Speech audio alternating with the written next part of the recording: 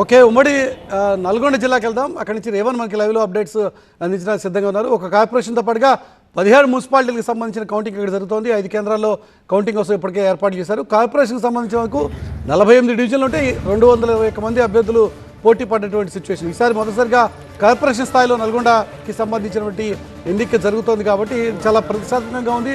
ముఖ్యంగా మంత్రి కోమటిరెడ్డి వెంకటరెడ్డితో పాటుగా అధికార ప్రతిపక్ష పార్టీలు రెండింటికి కూడా చాలా కీలకమైనటువంటి జిల్లాగా ఇది మారినటువంటి సిచ్యువేషన్. అప్డేట్స్ అందించడం కోసం రేవన్ మనకి లైవ్లో జాయిన్ అవుతున్నారు. రేవన్, ఎలా ఉంది నల్గొండలో ఏర్పాట్లు? పార్టీలు నాయకులు ఏమంటున్నారు? వాళ్ళు ఏ మేరకు ధీమాగా ఉన్నారు? ఉమ్మడి నల్గొండ జిల్లాలో నల్గొండ మున్సిపల్ కార్పొరేషన్తో పాటు 17 మున్సిపాలిటీల కౌంటింగ్కి సంబంధించి అధికార యంత్రాంగం అయితే భారీ ఏర్పాటు చేసింది. ఇప్పుడే కౌంటింగ్ కేంద్రాలకైతే 5 చోట్ల ఉమ్మడి జిల్లాలో 5 కేంద్రాలు ఈ కౌంటింగ్ అయితే కొనసాగుతుంది. దీనికి సంబంధించి కూడా ఆయా వార్డుల్లో పోటీ చేస్తున్నటువంటి అభ్యర్థులతో పాటు ఏజెంట్లు కూడా ఇప్పుడే కౌంటింగ్ కేంద్రాలకైతే వెళ్తున్నటువంటి పరిస్థితి కనిపిస్తోంది. Be mine with the Joy Alucas Be Mine Heart to Heart Valentine's collection. Very smart. This year, on the purchase of jewelry worth $1,000 and above, you can receive exciting cashback vouchers. 100% value on old gold exchange, 100% value on diamond exchange and much more only till February 15th, 2026.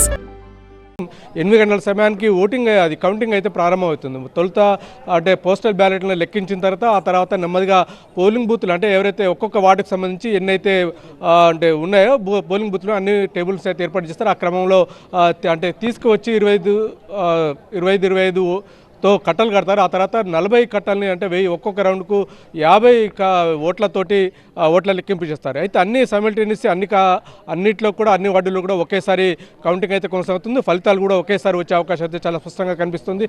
ముఖ్యంగా అంటే municipal రాజకీయానికి సంబంధించి మనం పరిశీలిస్తే నల్గొండ కాంగ్రెస్ కడ్డగా అయితే కనిపిస్తోంది. గత assembly parliament ఎన్నికల్లో కూడా కాంగ్రెస్ అయితే తన ఆధిపత్యాన్ని అయితే కొనసాగించింది. ఈ మున్సిపల్ ఎన్నికల్లో కూడా తన ఆధిపత్యాన్ని చాటాలని తీవ్రంగా ప్రయత్నిస్తుంది. ముఖ్యంగా నల్గొండ మున్సిపల్ కార్పొరేషన్ అయితే ఈసారి తొలిసారిగా కార్పొరేషన్గా ఏర్పాటు చేశారు. దీంతో ఇటు అధికార కాంగ్రెస్తో పాటు బీఆర్ఎస్ కూడా ప్రతిష్టాత్మకంగా మారింది. ముఖ్యంగా మంత్రి కోమటిరెడ్డి వెంకటరెడ్డికి అయితే ఈ మున్సిపల్ కార్పొరేషన్ ఏర్పాటు చేయడంతో పాటు తొలి మేయర్ పీఠాన్ని తామే కైవసం చేసుకోవాలని అన్ని తానే అంటే వ్యవహరించినటువంటి పరిస్థితి. అయితే ఇక్కడ 48 వార్డులు ఉన్నటువంటి ఈ మున్సిపల్ కార్పొరేషన్లో మంత్రి కోమటిరెడ్డి వెంకటరెడ్డి విస్తృత ప్రచారం చేశారు. మరోవైపు బీఆర్ఎస్ కూడా అదే ధీటుగా కూడా ప్రచారం చేసింది. ఇక్కడైతే హోరావరిగా పోరైతే కొనసాగుతుంది. 60 డివిజన్లు ఉంటే తప్ప సహజంగా 60 డివిజన్లు ఉంటే తప్ప ఒక కార్పొరేషన్ స్టేటస్ ఇచ్చేటువంటి సిచ్యువేషన్ ఉండదు. కానీ 48 వార్డులు ఉన్నప్పటికీ కూడా దాన్ని ఒక కార్పొరేషన్ స్టేటస్కి తీసుకురావడం, దాన్ని ఖచ్చితంగా గెలుచుకోవాలని చెప్పి కోమటిరెడ్డి మంత్రిగా కొంత జిద్దుగా వ్యవహరించడం,